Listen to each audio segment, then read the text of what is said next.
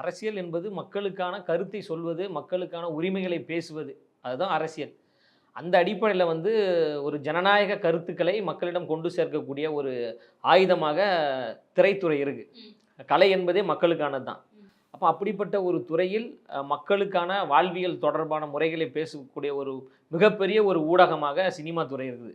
அந்த அடிப்படையில் பல ஆண்டுகளா ஐயா எம்ஜிஆர் அவர்கள் பேசாத அரசியலா, இல்லை ஐயா கலைஞர் அவர்கள் பேசாத அரசியலா, ஸோ அது வந்து சரியான முறையில் மக்களுக்கு பயன்படுத்தக்கூடிய ஒரு மிகப்பெரிய ஒரு ஊடகம்.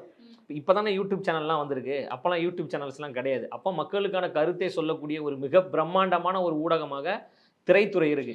அந்த திரைத்துறையில் எங்கள் தலைவர் அவர்கள் தொடர்ந்து பல படங்களில் மக்களுக்கான கருத்துக்களை, விவசாயிகளுக்கான கருத்துக்களை அவர் பேசியிருக்கிறாரு.